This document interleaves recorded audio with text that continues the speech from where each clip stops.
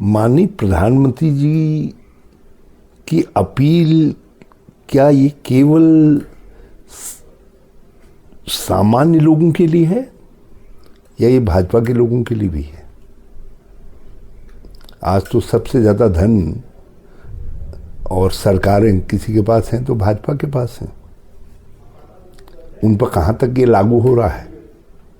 हमारे राज्य में सुबह एक मंत्री जी ने स्कूटी पे जाने का नाटक किया और अपराह्न में जो है वो 5 गाड़ियों के काफिले के साथ चलते हुए दिखाई दिए।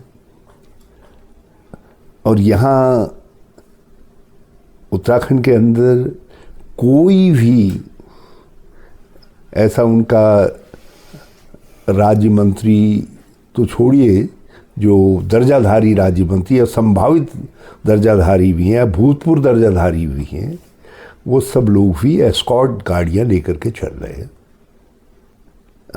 हमारे राज्य के अंदर जब आपदा आई थी तो तत्कालीन सरकार ने एक नॉर्म्स निर्धारित किए थे कि मुख्यमंत्री के साथ कितनी गाड़ियां जाएंगी।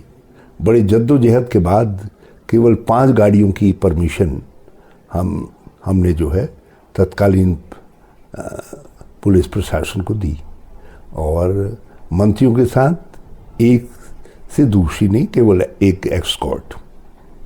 उसी तरीके से अधिकारियों के लिए एस्कॉर्ट वर्जित कर दी गई। जो नॉर्म्स उस समय तय किए गए वो नॉर्म्स आज भी लागू हैं।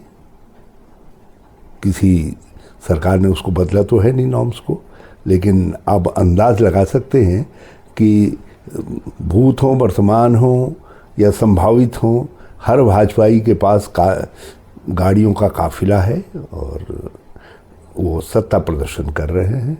धन भी उन्हीं के पास ज़्यादा, विदेशी वस्तुएं वही तो खरीदेंगे, सोना वही तो खरीद सकते हैं जिनके पास धन है। तो धन भी आज भाजपा वालों को अपार है।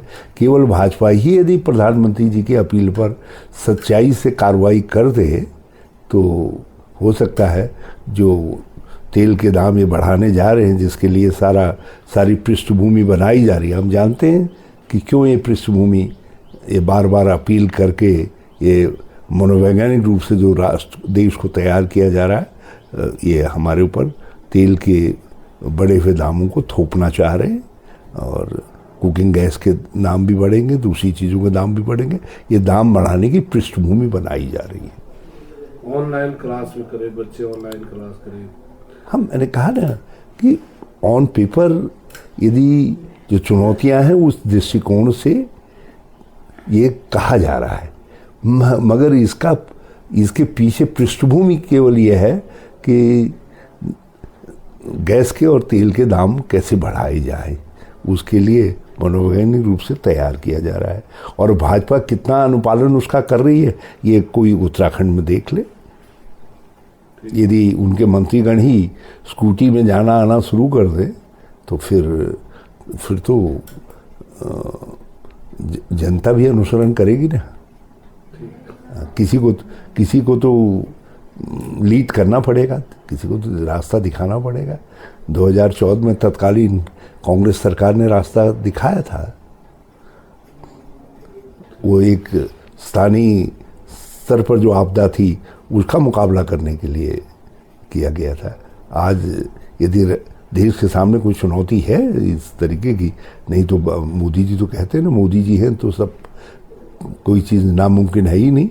तो फिर ये सब चीज़ें क्यों हो रही हैं? कहाँ है वो 41 देश जहाँ से तेल ला करके देश ने करार करने की बात कही जा रही थी?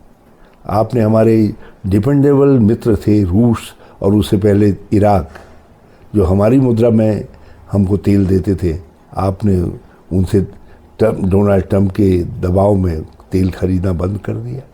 हमारे जो तेल के और गैस के भंडार थे वो डिप्लीट कर गए, वो कम हो गए। तो ये तो सब स्थितियां जो है किसी न किसी तरीके से यदि अंतर्राष्ट्रीय स्तर पर ट्रंप कर रहे हैं तो भारत के अंदर भी हम ट्रंप के दबाव में ये सब चीज़ें पैदा हो रही हैं।